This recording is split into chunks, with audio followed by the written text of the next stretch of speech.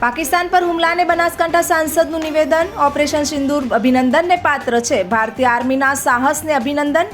ભારતીય આર્મી આતંકીઓને જડબાતોડ જવાબ આપ્યો। ગેનીબેન એ સરકાર અને ભારતીય આર્મીને આપ્યા અભિનંદન। આતંકવાદ બાબતે કોંગ્રેસ સરકારની પડખે। જય હિન્દ, ભારત માતા કી જય।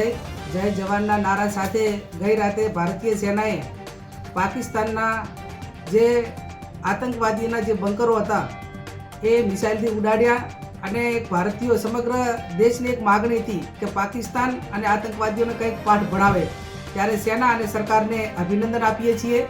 પૂરો દેશ, વિપક્ષ હોય, આમ ભારતીય હોય, સરકાર અને સેનાની સાથે છે। ત્યારે ભારતના કોઈપણ નાગરિકની સુરક્ષા એ કરવા માટેની જવાબદારી એ સેનાની હોય છે અને સેના એ રીતે જવાબદારી સંભાળી રહી છે। ત્યારે રાજ્ય સરકારના બજેટ હોય કે કેન્દ્ર સરકારના બજેટ હોય, એ ડિફેન્સ માટે કરોડો અબજોના બજેટ એ દેશની સંપત્તિ અને દેશના નાગરિકોની સુરક્ષા માટે કરીને ફાળવણી કરવામાં આવે છે।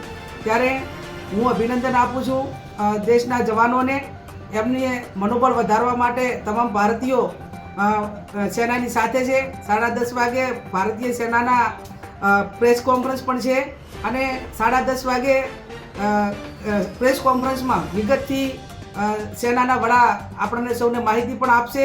12 વાગે જિલ્લા કલેક્ટરે ઇન્ટરનેશનલ બોર્ડર જિલ્લો હોવાથી જિલ્લાના કલેક્ટરે પણ મિટિંગ બોલાવી છે। ત્યારે આપણે સૌ ભારતીય એક થઈને આજે દેશ જ્યારે માગણી કરી રહ્યો હતો અને દેશના કોઈ પણ એક નાગરિકની સુરક્ષા માટે કરીને જ્યારે આપણે એક નૈતિક જવાબદારી સ્વીકારી છે અને વર્ષો પહેલાં પણ કાયમી પાકિસ્તાને જ્યારે ભારતને અવળચંડાઈ કરીને એના નાગરિકો હોય કે એની આર્મી હોય એને નુકસાન કરવા માટેના પ્રયત્નો કર્યા।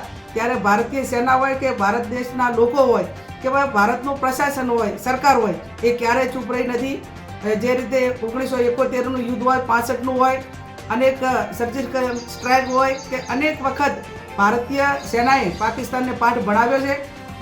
ફરી એ સેનાએ જે ઓપરેશન કર્યું એમને અભિનંદન આપીએ છીએ અને હજુ પણ ક્યાંય જરૂર પડે તો ભારતીય સેના પૂરેપૂરો એનો પાવર વાપરીને પાકિસ્તાનને નેસ્ત નાબૂદ કરી નાખીને એક દેશ, સમગ્ર દેશને સંદેશો આપે કે ભારત એ સ્વનિર્ભર છે અને પોતાની તાકાત ઉપર દેશના જવાનો હોય કે દેશના લોકોની સુરક્ષા કરવામાં સક્ષમ છે।